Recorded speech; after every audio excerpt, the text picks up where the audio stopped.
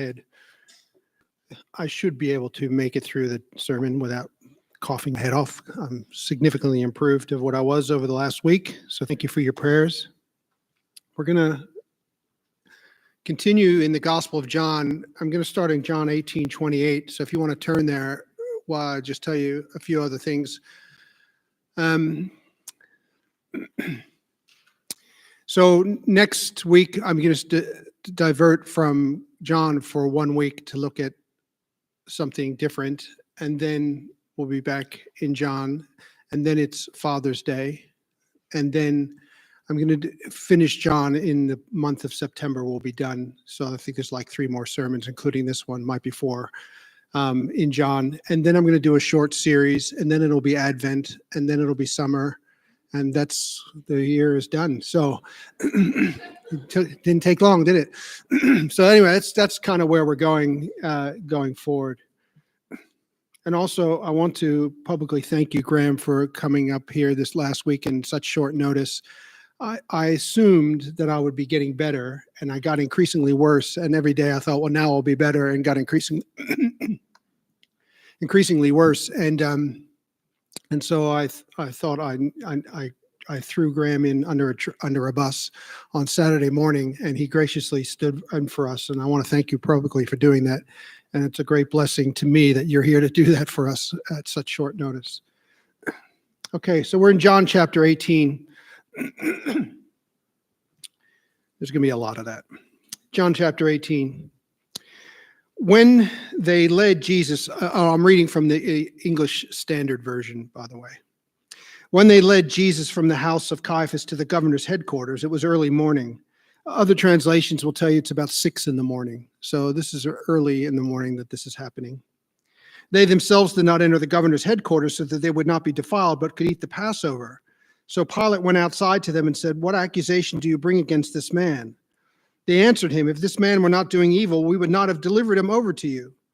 Pilate said to them, "Take him yourself and judge him by your own law." The Jews said to him, "It's not lawful for us to put anyone to death." This was to fulfill the word that Jesus had spoken to show by what kind of death he was going to die. So Pilate entered his headquarters again and called Jesus and said to him, "Are you the king of the Jews?" Jesus answered, "Do you say this on your own accord, or do others say it to you about me?" Pilate answered, "Am I a Jew? Your own nation and the chief priests had delivered you over to me. What have you done?" And Jesus answered, "My kingdom is not of this world. If my kingdom were of this world, my servants would have been fighting, that I might not be delivered over to the Jews, but my kingdom is not from this world." Then Pilate said to him, "So you are a king?" Jesus answered, "You say that I am a king. For this purpose I was born, and for this purpose I've come into the world, to bear witness to the truth. Everyone who is of the truth listens to my voice." Pilate said to him, "What is truth?" After he said this, he went back outside to the Jews and told them, "I find no guilt in him. But you have a custom that I should release one man for you at the Passover. So do you want me to release to you the king of the Jews?" And they cried out again, "Not this man, but Barabbas." Now Barabbas was a robber. Then Pilate took Jesus and flogged him, and the soldiers twisted together a crown of thorns and put it on his head and arrayed him in purple robe. They came up to him saying, "Hail, King of the Jews," and struck him with their hands. Pilate went out again and said to them, "See, I'm bringing him out to you so that you may know that I find no guilt in him." So Jesus came out wearing the crown of thorns and the purple robe, and Pilate said to them, "Behold the man." So at this point in the Gospel of John, we come to the climax of Jesus' life. Everything has been leading in the story of Jesus and the Gospel of John, and in fact all the Gospels, to the crucifixion of Jesus, its core central Christianity. There's a verse in Luke's Gospel, chapter 9 and verse 53, where Jesus will not be deterred and he turns his face towards Jerusalem. Jesus is the good shepherd who is about to lay down his life for the sheep. And this is in many ways core central Christianity. The cross is in fact the core of our theology. It's the symbol of our Christianity, of our religion. I was looking at a meme one day, and someone had put on there, if Jesus had been shot, we'd be wearing guns around our neck. If Jesus had been killed with a guillotine, we'd wear guillotines around our neck. If Jesus had been hung, we'd hang nooses around our neck. But because he was on a cross, we wear crosses around our neck. It is the rightful symbol of the finished work of Jesus. And so we're going to spend this time this morning looking at the trial of Jesus. And I'm going to do it by looking at three things. This is a little map of where we're going. We're going to look at the cruel duplicity of the Jewish leaders here. We're going to look at the cowardly decision by Pilate and the crowning declaration of Jesus. And then we're going to look at some application. So that's how we're heading. So if you want to figure out where we're going. Come on, technology.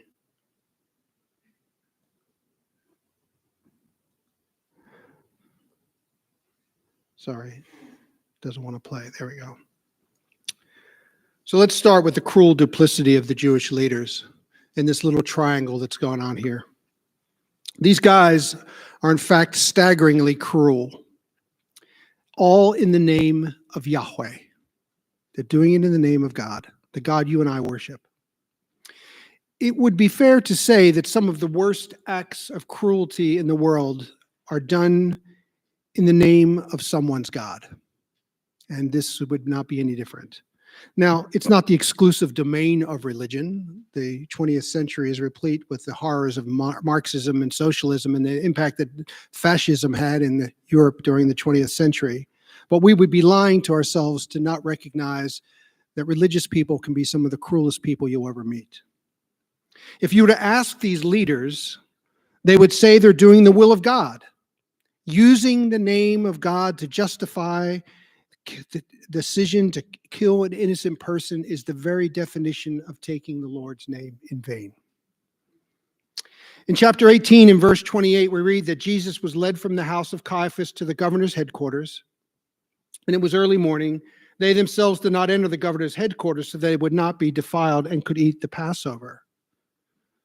Jealous political rage leading them to engage in murderous behavior. But in their minds, that's okay as long as they don't defile themselves by being in a Gentile space. This is rank hypocrisy. God, in their mind, is okay with their behavior because they obey the purity laws, they invoke the name of Yahweh, and they keep the Passover. Acting with cruelty, all in the name of a greater good, at least the greater good that they see. Way back in John's Gospel, in John chapter 11, after what we just read, after it was just read, that's just coincidence that you read that passage, Jesus raises Lazarus from the dead. The Jewish leaders do not deny that this has actually happened. There's no argument that this is faked. But they come to the conclusion. In verse 48, Caiaphas says, it was the high priest that year said to him, you know nothing at all. Do you not understand that it's better for you that one man should die for the people, not that the whole nation should perish? Caiaphas declares that it's expedient that one man should die rather than the nation be destroyed, and begins plotting Jesus' death. And John reminds you of this in John chapter 18, verse 14. For these guys, it's very pragmatic, very reasonable, very political decision. And also, in one sense, absolutely true. It is expedient for one man to die on behalf of the people. And I don't mean in the sense of Jesus dying for the sins of mankind kind of way that John refers to in John chapter 11. John does see in John chapter 11 the prophetic and spiritual truth inadvertently proclaimed by Caiaphas, but in a very practical sense, it's also true. These guys had a very cozy setup going for themselves, and Jesus was running the risk of upsetting the system that was working for them primarily, but had a secondary benefit for the people.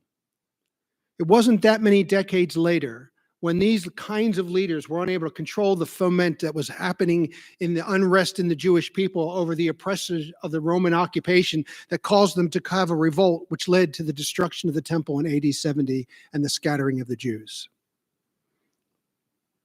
Their thinking in Jesus' day is that if this Jesus thing gets out of hand, the whole system will come down.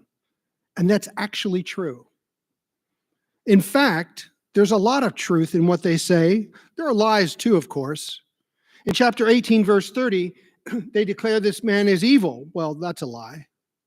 In chapter 19 verse 7, they say, and we need to read this bit, he makes himself to be the Son of God. Well, that's partially true. He doesn't make himself to be the Son of God. He declared himself to be the Son of God. He is the Son of God. And if you don't believe his works, says Jesus, my words, says Jesus, then look at the works I do. They confirm me. So there's a half-truth here. And then in 1912, they say that he's a threat to Caesar. And effectively, this is also true. The kingdom of God is ultimately a threat to the kingdoms of this world. He wasn't an immediate threat, but in the long term he was. From their perspective, everything was fine until he showed up, and now he threatens us and the Romans. And most of what they're saying is true. Jesus is a threat to the established order, both the religious system of the day and the Romans. They didn't have to spread lies about him, although of course they did. Even the truth can be used to harm. In fact, using the truth to harm is a mighty powerful manipulation and power move. It's technically known as weaponizing the truth, where you take some factual information and present it in a way that's deliberately manipulative or malicious or harmful in order to shame or to control or to damage someone's reputation. The issue isn't the truth of their statements. The issue is the motivation for using it this way. Even Satan can use the truth to harm. The duplicity in the leaders was not just in what they said, but how they said it and why. So let me show you what I mean. If you go back to John chapter 8, Jesus has his first run-in with these guys, and he has an argument with them about who their father is. And he says in John 8:44, "You are of your father, the devil, and your will is to do your father's desires. He was a murderer from the beginning and does not stand in the truth because there is no truth in him. When he lies, he speaks out of his own character, for he is a liar and the father of lies." Jesus, speaking about Satan, says he does not stand in the truth. There is no truth in him. He is a liar and the father of lies. Now, there are two different things being said here. Firstly, being a liar and the father of lies means the words that comes out of his mouth are falsehoods. He establishes falsehoods, he establishes lies. That's what comes out of his mouth. But there is also a second idea here. The idea of having no truth in him speaks to something deeper. He's false on the inside. To understand this, think about the opposite. If we were to say someone was true on the inside, what would we mean? Their inner character, their values, their intentions are pure and right. We would call them people of authenticity. They have a genuine, honest core that isn't swayed by external pressures. There's no pretense. There's no hypocrisy. We would say they're people of integrity, a good integrity. What is on the inside shows up on the outside, even when no one is watching. On the other hand, Satan is false on the inside. There's no truth in him. It's all about show. His motives are impure and wicked and dishonest and non-genuine and evil. He can appear as an angel of light, but you know fully well he's not. He can speak the truth. He need not lie all the time.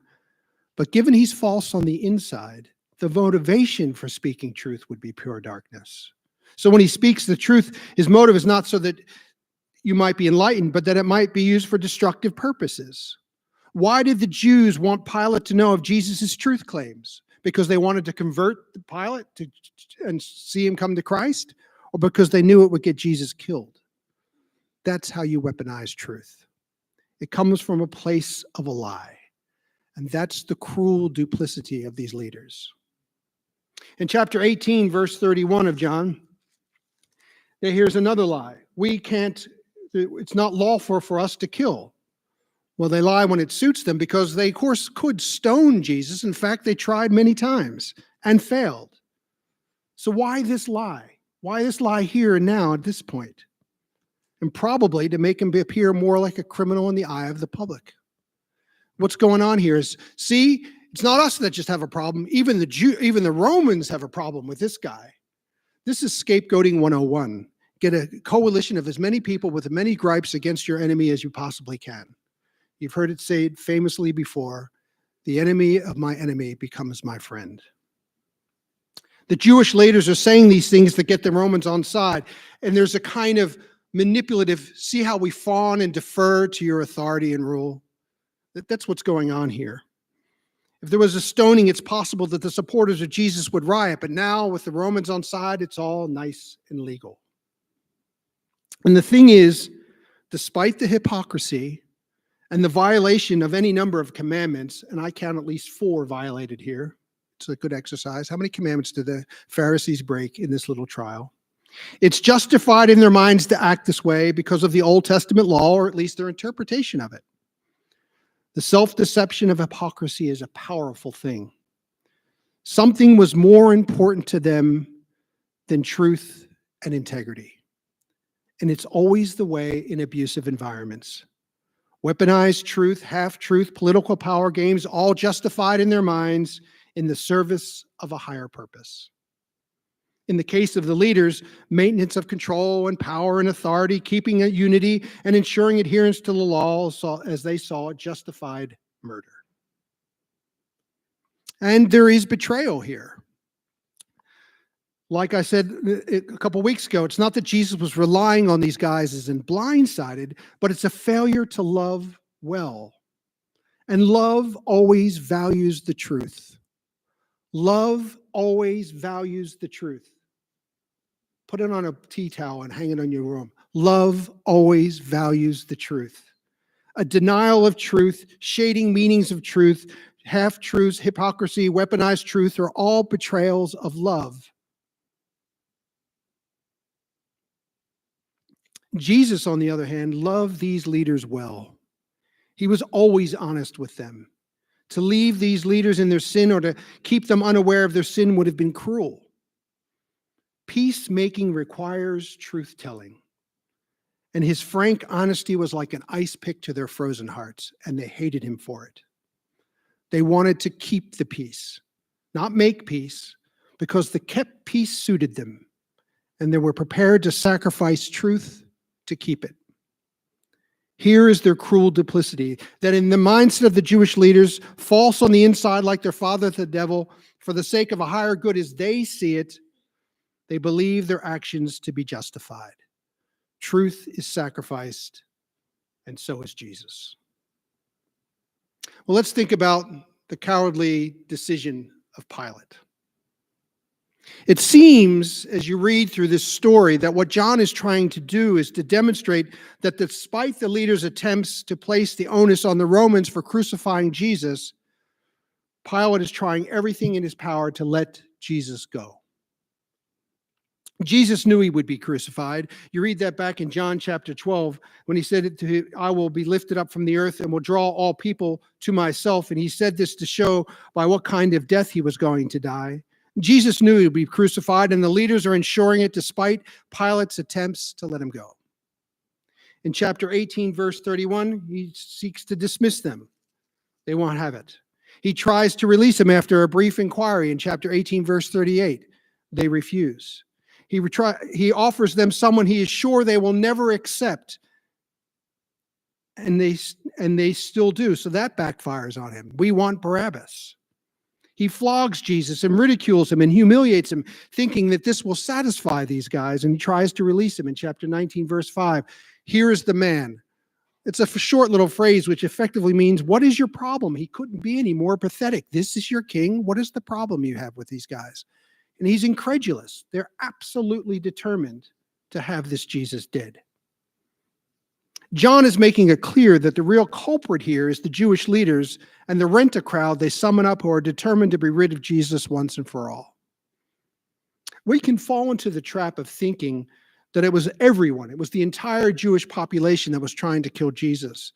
We even sort of lied to ourselves a little bit about this on Palm Sunday, where we say, oh, the whole city is praising him when he comes on Sunday, but by Friday everyone wants him dead. Well, that's not a fair assessment. If you think about what the life of Jesus was like, the families of the people Jesus healed or raised from the dead, the communities positively impacted by his casting out of demons, those he fed bread, the poor, the meek, the grieving. These are the people who praise Jesus, love Jesus, And these are the people with no power. They never had a chance of overthrowing their religious leaders. And Jesus emphasizes this in John chapter 19, verse 11. The one who delivered me over to you has the greater sin.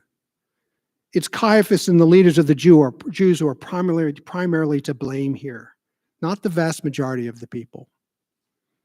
But Pilate isn't off the hook either. He's a consummate politician, pragmatic to a fault.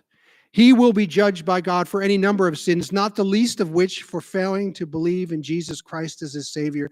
Can you imagine standing that close to Christ and missing it?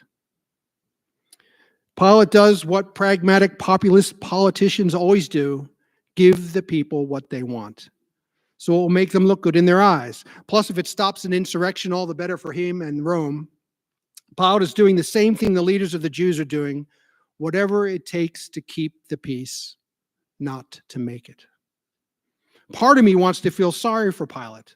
I can't imagine what it would have been like for someone in his career to find themselves in the backwater of the remote reaches of the Roman Empire in Judea with these difficult religious people at 6 o'clock in the morning, having to put up with this stuff. His life is not difficult enough. But if you want to play footy, you should have to expect to be tackled. Pilate needs to put on his big boy pants, and he doesn't. Pilate is a coward. He could stand for what is right and true. The other Gospels tell us he had enough information to trust his gut. He knew the leaders of the Jews were playing him like a fiddle. And as I've said many, many times before, he should have listened to his wife. She told him, have nothing to do with this righteous man. I've had a dream of him. That's Matthew 27:19. But instead, he went with the easy option. Appease, don't oppose. A sign of bad leadership, he chose the easiest option of least resistance. Give in to the loudest voice, even when you know it's wrong, for the sake of peace. Pilate does have one final dig at the Jewish leaders. His inscription above his head in chapters 19, verses 20 and 21, in 3 different languages, Aramaic, Greek, and Jewish, the King of the Jews, is designed to give effect to the washing of his hands. Everybody in every major language in the world will know this is what the Jewish people have done to their king. This is on your heads, he says, not mine. Pilate, however, can't get himself off the hook that easily. Leaders cannot so easily absolve themselves of the decisions they make. Pilate was a coward. And the Jews were cruel. But Jesus' crowning declaration stands in great contrast to what's going on here. In chapter 18, verse 33, Pilate asked Jesus, "Are you king of the Jews?" Now, it's not recorded here, but most likely the Jewish leaders or Pilate's support staff or common rumor have given him a clue about Jesus. Jesus' response is, "Do you believe this, or are you just parroting the words of others?" Like in the garden, Jesus is demonstrating that he is in full command and control of what's going on here. He lays down his life. No one takes it from him. Pilate's response, "What am I, a Jew? How am I supposed to know what this is what they're telling me?" Right? You can see what's going on here, the exasperation in Pilate. In chapter 18, verse 36, Jesus does in fact declare himself by default to be a king without directly answering Pilate by declaring he has a kingdom. Obviously, only kings have kingdoms. Here is Jesus' crowning declaration: I am a king and I have a kingdom. Given his current circumstances, it seems like an absurd thing to say. He says 2 things. His kingdom is not of this world, and his kingdom is not from this world. Now, 2 points. Firstly, by saying his kingdom is not from this world means his kingdom is not established by human authorities or by the authority of this world. This is again a reminder that the kingdoms of this world do not belong to God, but Satan. And the comment always unsettles us. Isn't God sovereign? Doesn't God reign? Doesn't Christ reign? We even sang it first song this morning. We sing that God reigns. And the answer is yes, God does reign, and in his sovereign reign allows Satan and his minions to run the show upon the earth until he's ready to close the curtain on the show. One of the hopes of the Christian is in Revelation 11:15. The kingdoms of the world will become the kingdom of our God. Later on in chapter 19, verse 11, Jesus says, "You will have no authority over me unless it had been given to you from above." He's affirming this to Pilate, that his authority in earth is only allowed by God. This is a clash of kingdoms, which highlights the second point, not only from this world, but not from this world, but not of this world. It's a different kind of kingdom altogether. Compare the cruelty and cowardliness of the religious and political kingdoms arrayed against Jesus and this king and his kingdom. This King Jesus and his kingdom are established by God, and the kingdom of God is predicated upon one absolute foundation. You see it in chapter 18, verse 37. "For this reason I was born, to bear witness to the truth." Did Jesus come to die? Yes, he did. Did he come to save you from your sins? Absolutely, this is glorious. Did he come to declare the love of God and to show it? He certainly did. Did he come to announce the kingdom? Yes. And all the declarations of Jesus are predicated and based on this one thing. All of his truth claims are predicated upon the fact that he's at a kingdom that's based on truth. A kingdom that separates light from dark, truth from lies. The kingdoms of this world are built on lies and half-truths as they're founded on their leader, Satan. Human systems of politics and religion and philosophy, all attempting to make sense of a world which is otherwise insensible, and all failing attempts to bring clarity in the fog. Jesus comes to blow the fog away. Pilate asked Jesus, "What is truth?" And it's standing right next to him.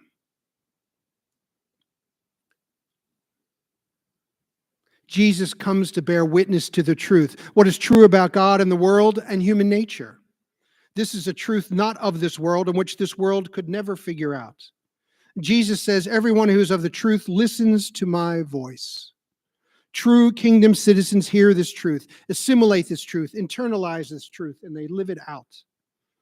And the truth is that mankind is dead in trespasses and sin. Mankind is separated from God. Mankind is entrapped in the lies of the kingdoms of this world. Mankind is blinded by the dazzling baubles of Satan and his religions and his philosophies and his politics. The ruler of this world does not want you to see this. God has sent Jesus on a rescue mission to bring people back to real life and turn a light on in the midst of darkness. So let's think a little bit of application. We've looked at the cruelty of the Jews. We've looked at the cowardly decision by Pilate and the crowning declaration of Jesus. The Jews and Pilate conspiring together against this Jesus.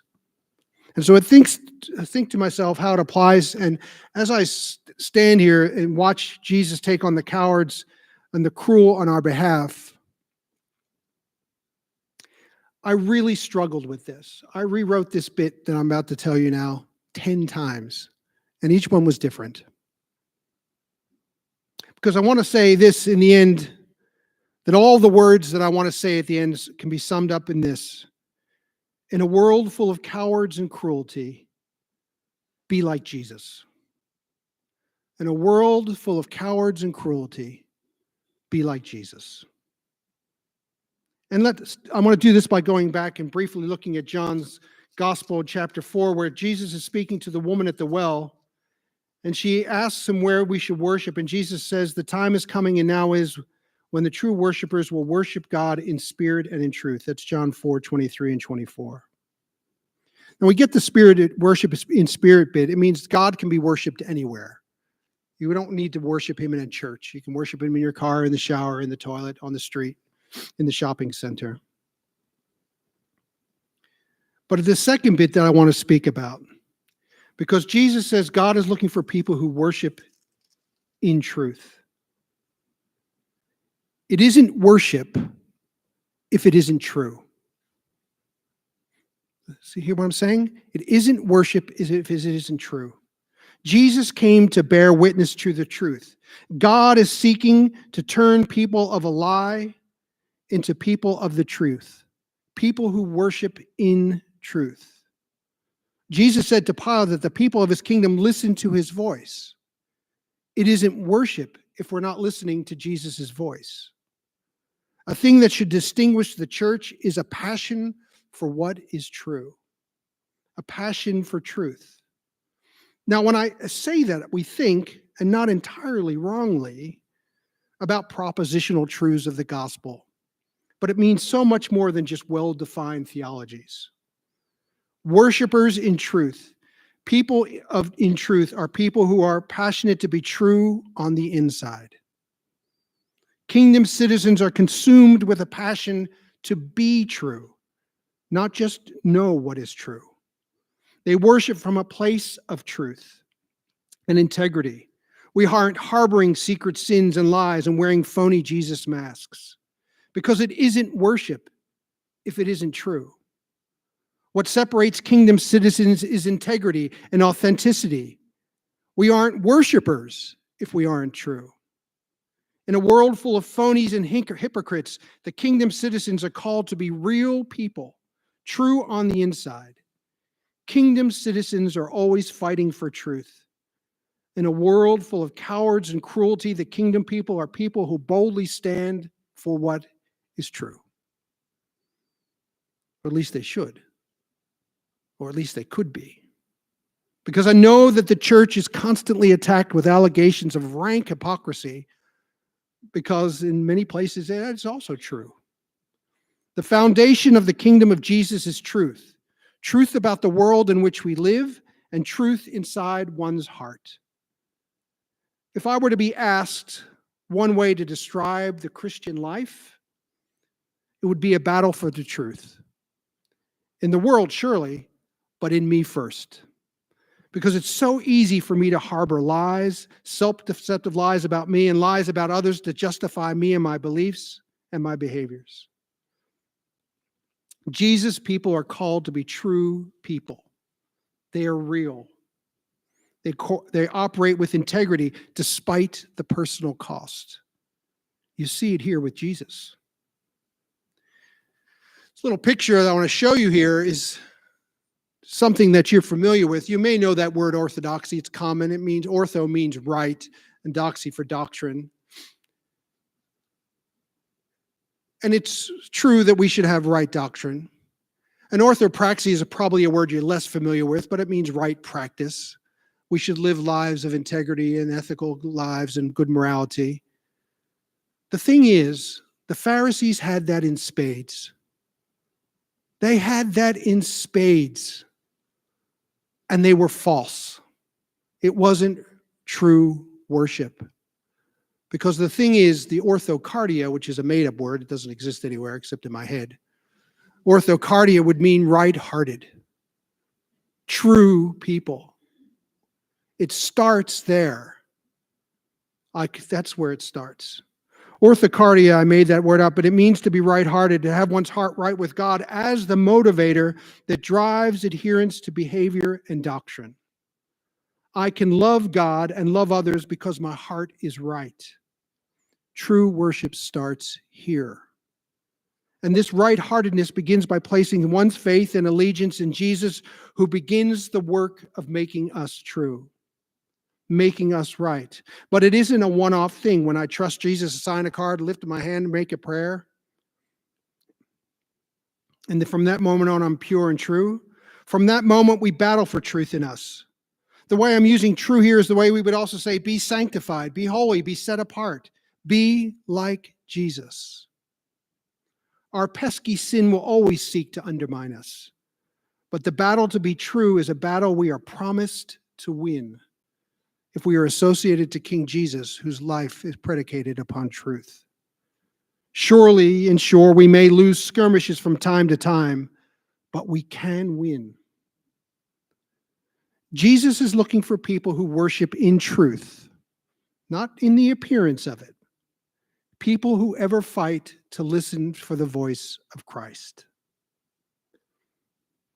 Just as my assurance of salvation rests in the fact that God cannot change, my hope of becoming a real worshiper rests in the fact that I can.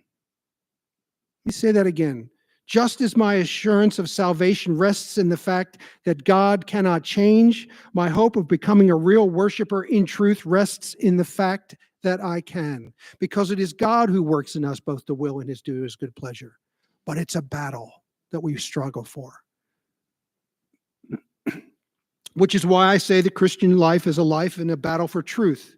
In me, striving for truth and purity. It's worth it. Because the reward is so great. Blessed are those who are pure in heart, for they will see God. Jesus stands in front of the world's rulers and takes upon himself their hatred for exposing their lies, so that we who trust him might see God. He's doing it for the sake of those who will hear his voice and choose with him to go to war to crucify the lies in our own heart so we might become the real people God has always wanted us to be. This is a war God promises will be won for those who engage with it faithfully. Partially now, perfectly in the age to come. It isn't true. It isn't worship if it isn't true. So let us become true worshipers of God by committing ourselves to be faithful in that battle. Amen.